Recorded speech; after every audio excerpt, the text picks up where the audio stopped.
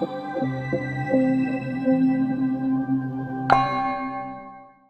so welcome to a special edition of the Beacon of Light podcast. Now, um, the two gentlemen you all see, the one in the black is Mathew, and next to him, to Mathew's right, is Devon. Now, the reason that we're doing this is, of course, my office at Beecon Recovery. And this is a special podcast because Mathew and Devon, they are both graduates of the Beecon Recovery program. And there's a specific reason why you all are here. I mean, we've got lots of graduates, which we'll probably get to eventually. But I want to start with you, Mathew. Okay. Okay. So, how old are you? I'm 27. You're 27. And I want to know how old you were when you started using drugs. 6th grade. What is that? What does that mean for how old? Like 12. Is it 12? 11, 12? Yeah. And what was that drug and why? It was spice and weed. Just because? Just because my friends were, I was just around bad friends. And, Okay, so you're hanging out with your friends. And I just wanted to maybe you may have been a little bit older. Yeah. Okay. So it started with spice and weed. Mm-hmm. And then at some point you... and then about 8th grade, I started using crystal meth. And then in like 10th grade, I started using heroin. Heroin. Shooting it or smoking it? Everything. Doesn't matter. Yeah, just whatever I could. So this was in the 10th grade? Yeah. So that's like what, 14 or 15-ish? 16? When you started using heroin. Yeah. And major spice too. Spice, meth, and heroin. Major spice as opposed to what kind of spice? It's a drug. There's different. No, you said major. So major spice is known as a lot. Like you're like heavily into the spice. Yeah. Okay. It was. And maybe you can do the spice and the heroin or anything else you get your hand on all at the same time. It doesn't really matter. So that part of your drug career at the 10th grade, you don't care what it is. I'm just doing it. If you got it and it's not my drug of choice, it's going to be my drug of choice now. Bring it. Let's do it. Yeah. Yep. Exactly. Doesn't matter. Yeah. And we'll get to you in a minute, Devon. Yeah, I know. That's why we're gonna get over there in a sec. Okay. So 16 we determined, right, is when you started just full on balls to the wall, doesn't matter. Yes. Right? Yeah. Now, I want you to fast forward to how old you were when you started to come to Beecon Recovery. I think I was 25. Okay. So now we're gonna say from the age of 16 to 25, 9 years solid. Yeah. You're in it. Now, at this moment, you're out of jail. In and out of jail. I'm homeless. My mom passed away. Just losing friends from overdoses. Just the worst possible life possible. Just struggling every day for a fix, to wake up to get high, or to go to bed to get high, or just to think about getting high 24/7. It was like a full-time job, and it was terrible. So you come to Beecon Recovery. Mm-hmm. Did you ever not like me when you came to Beecon Recovery? I don't want to say I didn't like you, but we just bumped heads. Did we? Yeah. Are we bumping heads now? No. No. Wait. I want to skip ahead real quick. Okay. You're 28 27. now. 27. Yeah. And you came to Beecon Recovery at the age of 25. Yeah. And how long have you been clean? I've been clean 2.5 years. 26, 20. I don't know. 2.5 years. I just asked my date for the gift card. But so you speak of the gift card, and so that's interesting. One of the things we do at Beecon Recovery, when you leave Beecon Recovery, we're not done. Yeah. We're still we're family, and you Yeah. always will be. You're stuck with me. I Yeah, mean, forever. Yeah. Right? I mean, because I'm going to check with you. Somebody's going to check with you. Yeah. And you mentioned gift card. If you fill out the gift card, then I send you. If you fill out the questionnaire, then I'm going to send you a gift card. Now it's only $25, but I mean, it helps for anywhere. Best I mean, Buy, yeah, I mean, $25 is $25, right? Jiffy Lube. Yeah. Yeah. I mean, seriously, it's not but it's still, I mean, how long does it take you to fill out that gift card or the questionnaire? Takes me 2 seconds, like about a minute. That's a deal of a lifetime. Yeah. 1 minute of your time for a $25 gift card. Yeah, That's what I'm talking about. Yeah, it's a good deal. I like it. So I want to go back in reverse for a minute. Okay. Now I'm gonna give you my depiction of what I remember, and I want you to tell me if we're on, and you can interject at any time. Yeah. Okay. So you come to Beecon Recovery, knee deep in your addiction, right? And then for whatever reason, well, I know why. It's because of what we do here. You're clean for the first time in your life. Well, since you were in the whatever grade. What grade? 5th grade. Yeah. So since the 5th grade, now you're clean. And I'm going to say that you're clean for, I don't know, I'm going to call it 4 or 5 months. Does that sound about right? Yes. Now, when I say clean, I'm talking about nothing. You're chugging along and you're happy, right? We're not butting heads anymore. No. Right? We're getting along. Everything's great. And by the way, we butt heads because I hold accountable. I mean, you know that, right? Yeah. You're the boss. Well, it's not that I'm the boss. Actually, you're the boss. Yeah. Right? But all I'm doing is, putting a mirror up and saying, hey, what do you see? You know what? So now you have some charges that you got before you came to Beecon Recovery, and they catch up to you. Yeah. This is the time. This is what I want to talk to you about. Okay. So these charges come up to you. These are, I guess, some drug charges. Yeah. Distribution. So you get the opportunity to go to the drug court. Yes. Now, if I understand what happens, or by going to the drug court, my understanding is that by going to the drug court, you get the opportunity to work with the court, and the court gets to verify that you're staying clean.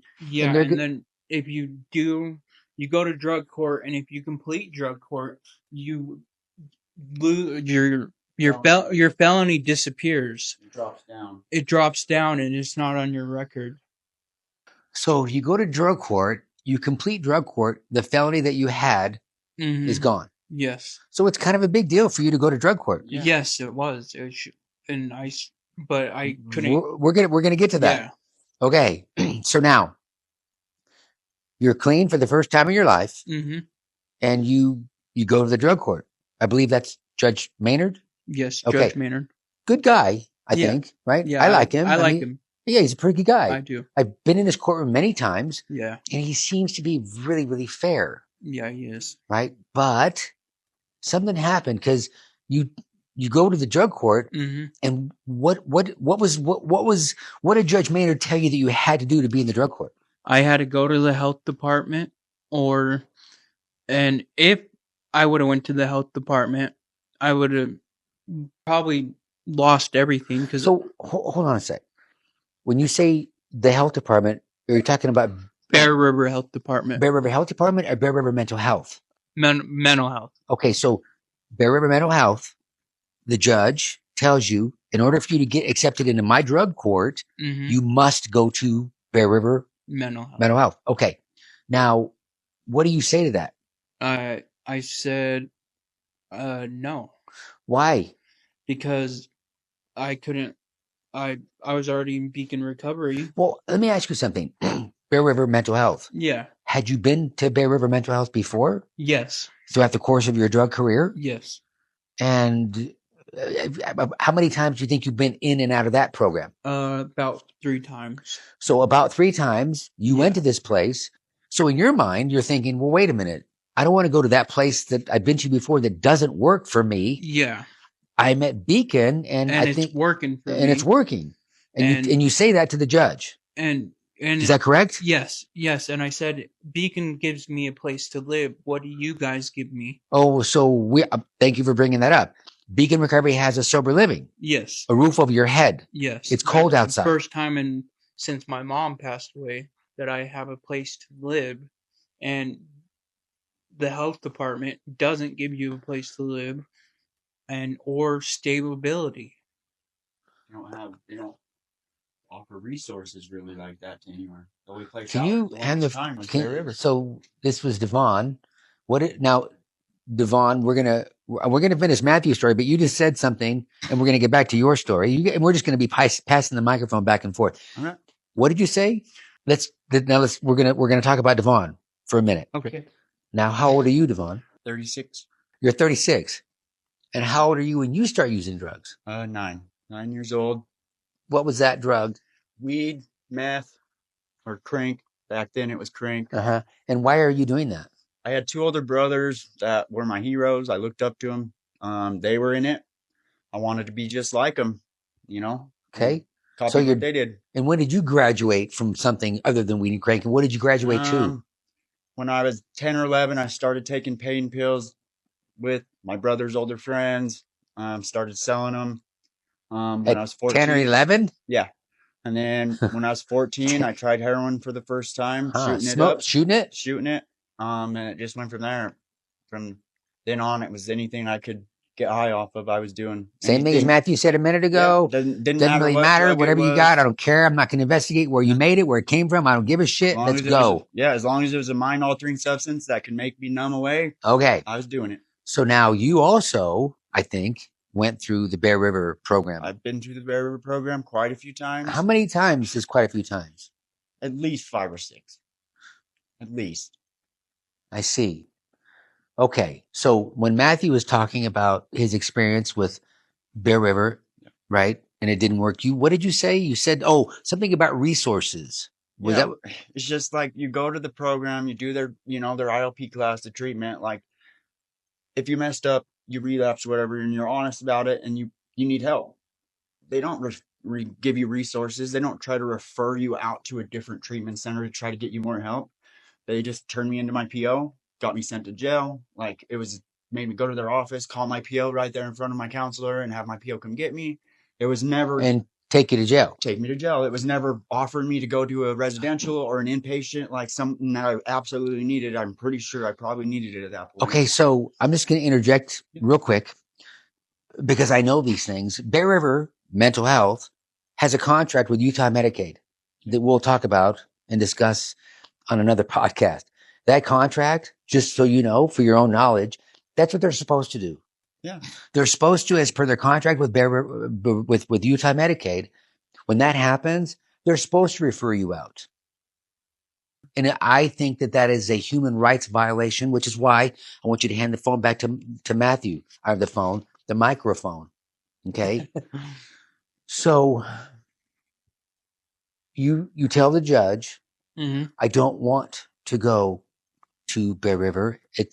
I'm getting success. I'm off of drugs for the first time in my life. And he says, basically, go to the health department. But wait, you said, I don't want to go to the health department. I want to go to Beecon. And I want to go to the Beecon, but I also don't want to take this felony. So now you're in a bit of a quandary here. Yeah. Right? I mean, because if you go to the drug court, you run the risk, or you get the benefit of possibly this felony getting wiped off the book, right? Yeah, and it would change my life because I had to take this felony to go to the health department or to go to Beecon and have a good life and a place to live and stability. And so wait, hold on a sec. Did you tell the judge, Your Honor, if I go to Bear River, they don't have a sober living. I'll be homeless. Yes. I'll be on the street. Yes. And still nothing. You still got to go. Yeah. So hold on a sec. And once again, we've already determined he's a good guy, but we are all scratching our head at this moment. He knows that you're going to be homeless if you have to go to Bear River because you're going to lose your housing. Yeah. Right? Yes. And he still says, well, in order to be in the drug court, you have to go to the health department. I see. So, and by the way, just so everybody's clear, the health department, Bear River Health Department, is where Bear River Mental Health refers a lot of their folks to. Yeah. Okay. just so they would say that they're not the same, but they are one and the same as far as I'm concerned, because the building's the same. it's the same. But once again, if you go, so the drug court tells you got to go. Yeah. You say, I don't want to go. I want to go to Beacon. He says, too bad. You got to go anyways to be in the drug court. Mhm. You say, but Your Honor, I'm going to lose my housing if I do. And he says, well, I don't know what to tell you. Yeah.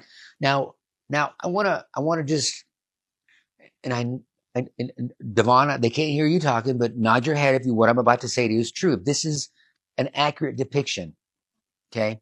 Let's just say, Mathew, running the risk of the felony staying on your record For life. you turned it down. Mm-hmm. I'm going to suggest for your sobriety. Mm-hmm. I'm going to suggest that you chose your life versus that bullshit program that he's trying to make you go to. Yeah. Now, but let's just say for the sake of conversation, I'm going to paint a picture for you. And I know both of you have seen this, but let's just say you say, okay, Your Honor, because I don't want this felony on my record, I'll walk away from everything I've ever done at Beecon Recovery. Mm-hmm. I'll lose my housing and I will go to Bear River. Now you're on the street. And let's just say it's, in, I don't know, the month of February. Yeah. And it's, 10, 12 degrees outside. You don't have a home. Where are you going to end up? The park or trap houses. What is a trap house? What does that mean? A trap house is a place where people get high because sober people don't want to help out addicts. Well, most people, ex-addicts. Yeah. Yeah. Okay. So that trap house, this is where things get interesting for me. And this is why I'm having a problem with this judge. Mm-hmm. Because I would think that he would know this. Mm-hmm. As he's telling you that you have to leave your housing. Mm-hmm. As he's telling you have to leave a program that has clearly been successful for you. Mm-hmm. Knowing that you've been in it. I mean, this is probably not the first time you're in front of this judge. Mm-hmm. Right? No. So you've seen him before. He knows you've been through Bear River multiple times, and he knows that here you are again. Yeah. We're all scratching our heads. Well, if it didn't work for me before, Your Honor, perhaps you should give me the alternative. Mm-hmm. You tell him about Beecon Recovery, and he still says, too bad for you. Now you're in that trap house. Mm-hmm. Have either one of you ever seen the movie Finding Nemo? Mm-hmm. There's a scene in the movie that anybody that can hear my voice is going to remember. They're actually in an AA meeting where that shark, who's the protector of all these people, as soon as that blood hits his nose, he loses his mind. Mm-hmm. Right? Would you think that as a person that's stuck in your addiction, would you all say that you're in that same frame of mind? Yep. Yeah. Does that make any sense? In other words, you could be in this room, but if you know in your mind that in this room, they're over there using drugs, I'm going to suggest it's not a matter of if, but when you're going to go use those drugs. Mm-hmm. Even though in your mind, you're telling yourself, better not do that. Don't want to do that. Don't want to, that's what you're saying to yourself. But at the same time, you kind of lose your mind a little bit, right? Does that, I don't want to put words, I don't want to put words in your mouth, but does that sound about right? Yeah, that's right. Where you actually lose the ability to control what you're doing. Mm-hmm. Now, at this moment, if you take the judge's offer and leave and become homeless, and then you are now in that trap house, you're clean for 4 or 5 months? Yes. Ish? About 4 or 5 months. About 4 or 5 months. Then you use that heroin. You ever heard of anybody getting clean for a minute, then using heroin, overdosing, and then dying? Yeah, it happens all the time. I'm not exaggerating, am I? No. That's legit. Is Tony being dramatic right now? No, because they use the same amount that they were using when they first started, and then your body can't handle it and you die. How does the judge not know this? He does know this. Pretty sure they know. Wait, what? How does he know? Because I think he knows it as well. Yeah. Which has me scratching my head why he's doing this. It just drives me up the wall. Mm-hmm. Because, Mathew, Devon is sitting next to you. Mm-hmm. Is he a human being?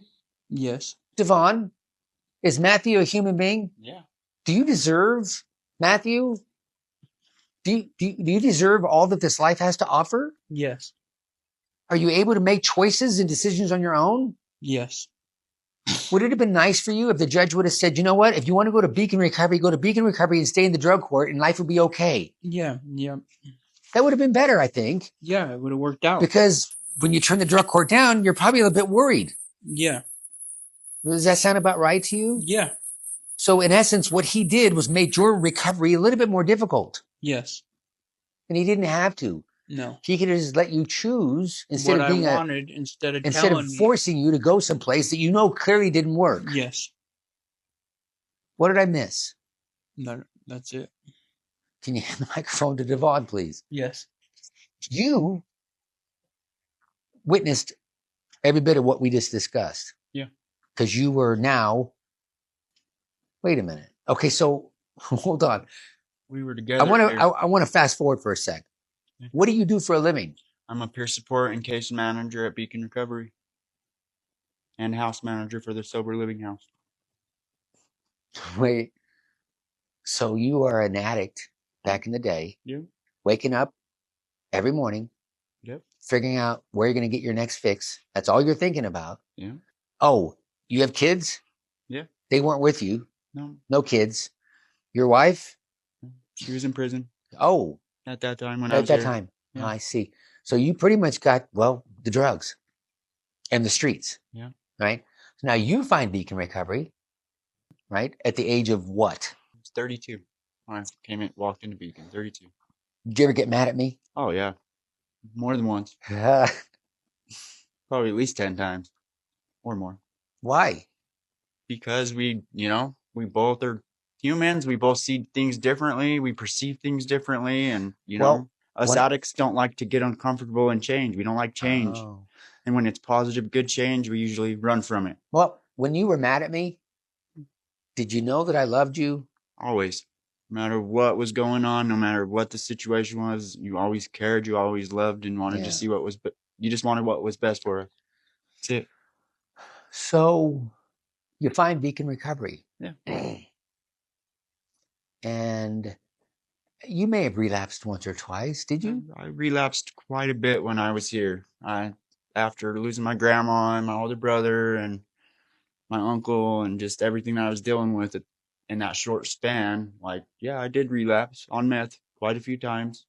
I was honest about it, though. I came in and was honest. So wait, you were on probation then too, right? Yes. I was on APMP and AMP probation. So now you're honest about it. Do we call in the guards and have you arrested and No. hauled off to jail? No. I see. You guys worked with me and you helped me figure out why I was turning back to using instead of working through my problems. You got me past it. I see. And how long have you been clean now? 3.5 years. So, 3.5. Feels good, don't it? Oh yeah. My life couldn't be better. In a nutshell, I mean, the whole purpose of this podcast, Mathew and Devon, right? And can you hand the microphone back to Mathew? Mathew, I want you to tell everybody that can hear you. Okay. What are you grateful for right now? I'm grateful for a job, sobriety, a place to live. What do you mean, a place to live? I got my own apartment. You got your own apartment? Mm-hmm. First time ever you've had your own place? Yes. Yes. How was that? It's great. No, I want you to know, how was that when you found your own? Did you when you first had your own apartment, did you get in there, shut the door, and just kind of like walk around and say, dang? Yeah, I walked around and it's a really nice place. It got like tile sinks and good cabinets, and it's really clean and like really nice place. A balcony, my own door to lock, Your own apartment, my own place to go to the bathroom instead of going to the laundromat or the store. Or, yeah. Do you think this would all be happening if you would have accepted Judge Maynard's offer and gone to Bear River? No. I would have still been using, and I still would be on the streets. Thank you, Mathew. Thank you for being here. So now, Devon,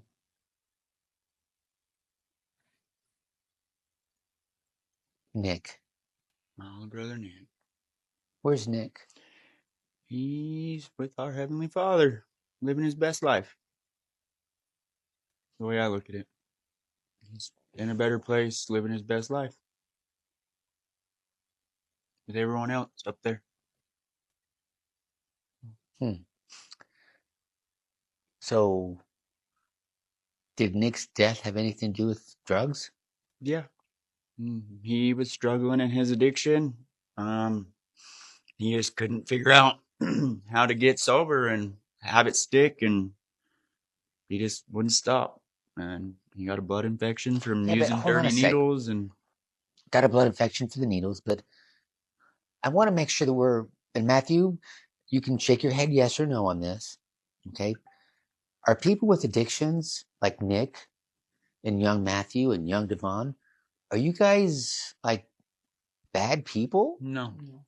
we've made some mistakes. But so We're not bad you're people. not bad people. No, we have a disease. It's not, something that we can just brush off our shoulder and it's over with tomorrow. Yeah. You know what I mean? It's something that we have to work at daily to keep it going. Recovery is not something just happens overnight. It's not a mindset. Yeah. Yeah. It's just like if you had cancer or diabetes and you have to take insulin every day. Yeah. We have to work a program. And of course, I know the answer to the question. I know Yeah. you're not bad people, Oh. but I think there's a misconception out there Yeah. that when somebody is in a addict frame of Stigma's a real mind, thing. that they're not good people. And I'm going to tell you that is simply not the case.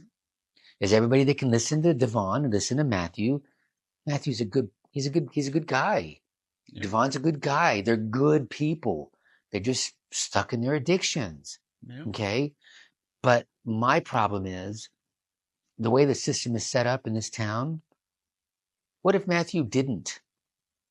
Right? You watched all this unfold. Yeah. I think you were actually a patient at the same time. Yeah, me and Do him all this. were in the sober house together, here at Beecon together. Like, we were homeless on the street together for a long time way before Beecon. Oh, I didn't know that. Yeah, we've been friends for a long So time. you guys were like user buddies. Yes, we homeless on the street, So sleeping at parks. you might catch up to Devon. Hey, you got any shit? Yep. Right? So And you guys would share your I stuff. knew his whole Yeah. family. Yeah. So then you, Devon, are staying in the sober living. Yep. And walking to Storm. Walking to work, Storm, Walking to every day, treatment. walking to treatment, walked everywhere. So would you say that it was hard work? Yeah, it's not gonna. Recovery's not easy in the beginning. It gets easier. Yeah. A lot easier. But you're gonna have to work your butt off in the beginning if you really want it. So Matthew, you can just shake your head, yes or no. Was you getting clean in your recovery? Was it easy? No. For the people that cannot hear, he's shaking his head no, because it was hard work, right? It's going to be hard work. It's going to be difficult. Yeah. So if you're hearing this, okay, and you're wondering, is it going to be easy? These two can say, no, it's not Matthew. easy. No. Now, but the question is it worth it? Yes, way worth it. It gets easier daily. Why is it worth it? Because you don't have to wake up in a darkness of misery and pain and hurt and. Wait, hold on a sec. Matthew said he's got an apartment. Yeah. Where do you live? I have my own apartment in South Ogden. I got my wife home. I got the 3 daughters back home. Like, she's a stay-at-home mom. Like, life's great. Wow. Mm-hmm. So you're a happy family. Oh, I wouldn't. But you change still anything. have problems with your kids. Yeah, sometimes you have. That's just normal That's life just life. problems. But it's how you're dealing with that. Yeah. Matthew, you've got some problems, right? Yeah. But your answer is not the drugs. No. It used to be the answer because it was the easiest, fastest way to solve any issue. Yeah. Any type of pain, hurt, like sadness, anger, it's the easiest way to numb it away and get rid of it is do something to avoid it. Yeah. But once you learn the skills to work through those feelings, those emotions, those hard times, the trauma, work through it the right way, then you'll be able to get through anything in life. Like any hard time without having to chase a drug to get through it. You know what I mean? Yeah, I do. Yeah. Matthew, is there anything else you'd like to share? No, that's about it. I'm zoning out. I'm good. He's getting anxious. Yeah. So I'm podcasting.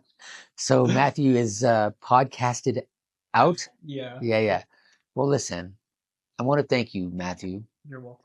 I want to thank you for sharing your story, right? And I want to thank you for sharing your story. Anytime, Tony. And I want you both to know that I thank you both for choosing life, right? I want you to know that I love you, right? And you know I do.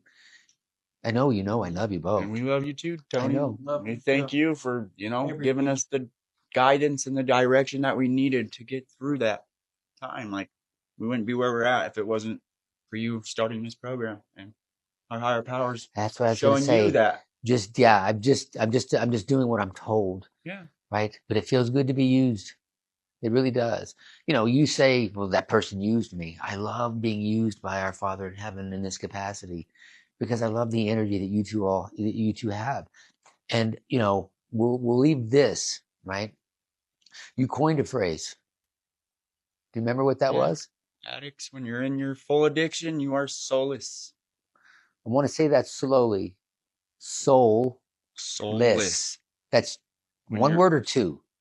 Either way. Either way, I think it's one word. Soulless, which means the darkness is in that eye. It's completely consumed your whole It's- mind and soul, and pretty much you're a walking bag of meat and flesh that's just searching for that next fix Yeah. because you don't know how to do anything. I like to think of it like being in a dark closet, and then you light a candle. Yeah. And then you light two candles, and you just keep on those candles. Pretty soon that room is lit up. No darkness. You all are the candle, right? You light. You just have to keep And now going. you can go through your life, and you are going through. You're working at Beecon Recovery, right? And you're out there serving some healthy food at McDonald's. Don't want to get in any trouble with the good folks at McDonald's. Yeah, But you've had that job for how long? 3 years. 3 years. Thank you both.